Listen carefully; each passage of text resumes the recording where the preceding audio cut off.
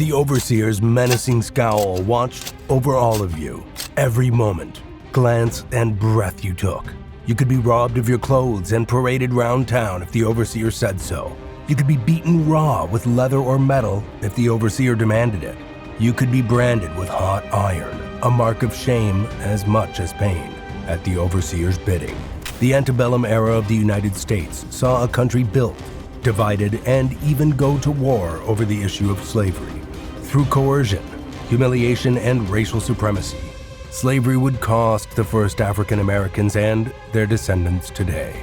Welcome to History on Fleek.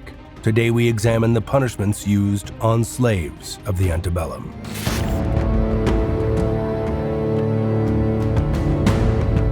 For slaves in the antebellum, public humiliation was pervasive. Punishments and humiliation were grimly intertwined. What could be a punishment for one individual could stand as a warning and threat to others. Furthermore, so often physical punishment would be delivered to reassert the racial supremacist order. It is frankly a fallacy to present slave punishment and humiliation as separate matters. Slaves could be stripped naked and paraded through the streets following physical punishment, debasing the individual but also as a latent threat to their fellow enslaved. Collars could be placed on slaves, a visible and loud act of debasement that, ironically, would not aid their all-important forced labor. Shackling of the hands and feet of male slaves was rife in the antebellum. Survivor accounts include instances of runaway slaves being captured and forced to wear a bell or pillory for a whole year. Public humiliation was part of the very design of the antebellum and slavery-funded society. For enslaved persons, it was inescapable.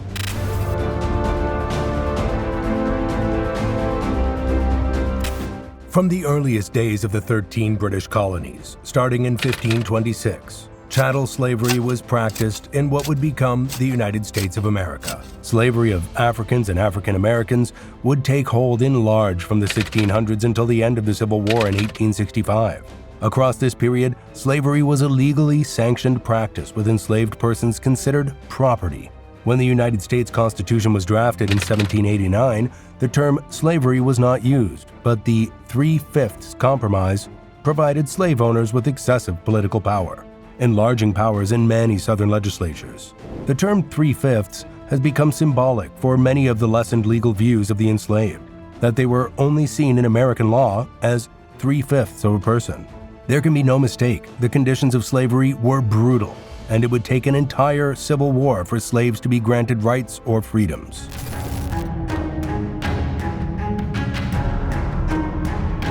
The branding of enslaved persons was commonplace across the United States. An entire strand of the abolitionist movement was based on the practice of branding, that slaves were being branded and mutilated in the same vein as livestock. Remarkably, the practice itself held two purposes. Firstly, as a shaming mark of property that served to separate the enslaved from the master population. This branding would be done with a hot iron on the enslaved person's skin, a scar for life. Secondly, and predominantly from the 19th century onwards as a form of punishment. Chillingly, the mutilation of slaves through the removal of teeth or ears took place well into 1830, which sardonically made a marker for identification should they flee. Many runaway slaves were subject to forms of branding as a punishment for the attempt. These would include dog bites and even shotgun blasts from their captors.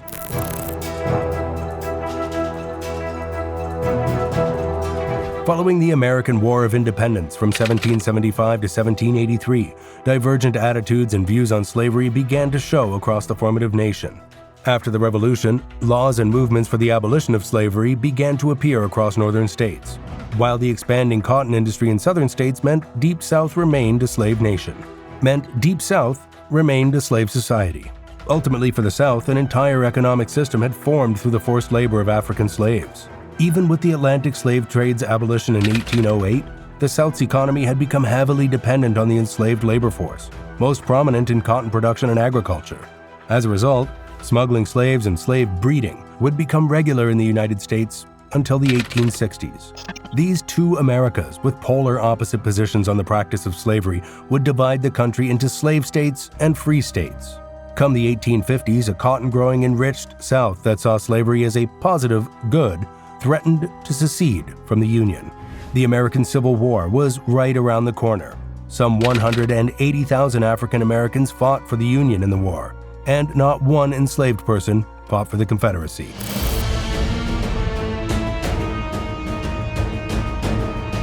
Physical punishment was a day-in, day-out occurrence for the enslaved population of the United States. Punishment could be given out for perceived disobedience or infractions, yet often the abuse was meted out for the overseer to impose their dominance. On any plantation, an overseer had the authority to commit violence upon enslaved people. Typically, this was done with a whip made of cowskin or a lash made of metal. Coercion through beatings was a matter entirely at an overseer's behest. Working too slow, insubordination, leaving without permission, or for no reason at all. Slaves who resisted their captivity, who ran away, should they survive, stood to have the most brutal of punishment. There are numerous accounts from the antebellum period of physical abuse of slaves leading to their deaths.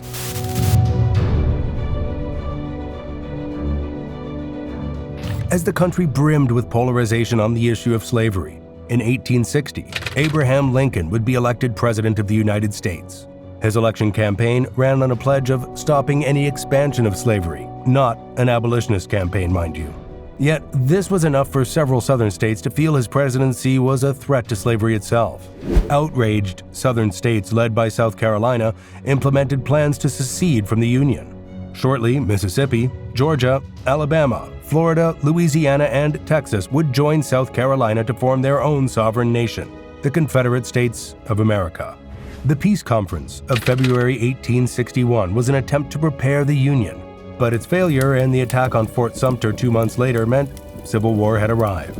Over 500,000 Americans would die in the 4-year conflict. Yet during its course, the Union would make gains on the very issue the war was born over, slavery. Progressive laws were passed that, in time, meant permanent gains. The Confiscation Acts of 1861 and 1862 meant Union forces could confiscate any property of the Confederacy. Property meant slaves. Yet it was in 1863, with the passage of the Emancipation Proclamation, that legally freed enslaved African Americans from the Confederate States. Arguably, Lincoln's vision and course of action cost him his life. But the Union would come to victory, and shortly afterward, the 13th Amendment would pass, prohibiting slavery in the United States of America.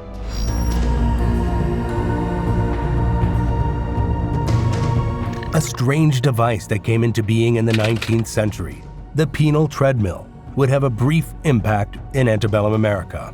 Designed by civil engineer Sir William Cubitt, the penal treadmill was a grand design of the Industrial Revolution.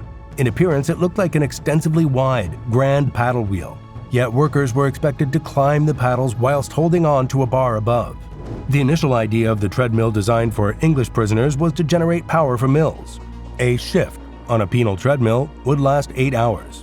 That's right, 8 hours of involuntary stair climbing. Yet it didn't quite work out as they hoped. The output of 200 people couldn't match the output of a single water wheel. The penal treadmill designed for English prisons was soon just a device for punishment, not capitalizing on human labor. Curiously enough, they didn't catch on in the United States. Slave owners could rent one as a potential punishment for runaway slaves. Yet, toxically enough, the treadmill was seen as a waste of human labor in slave owners' eyes. They didn't want to waste the slave's energy on punishment when it could be put into hard labor.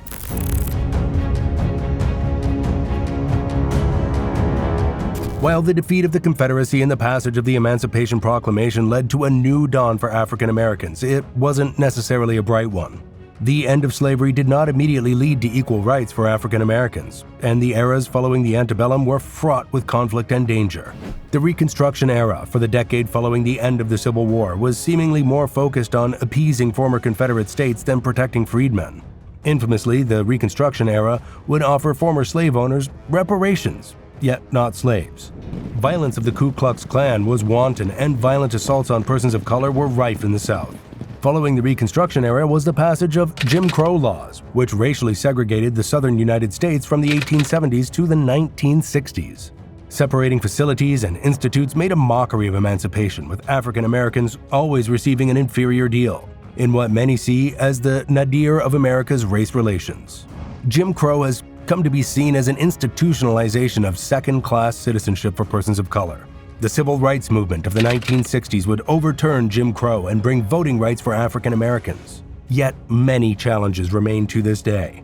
Many commentators see American schools as segregated today as they were before the passage of Brown v. Board of Education. The Black Lives Matter movement has shown the world that provincial safety is no guarantee to African Americans today. Across its populace, politics, and culture, a country built on the forced labor of slavery shows its heavy burden to this very day.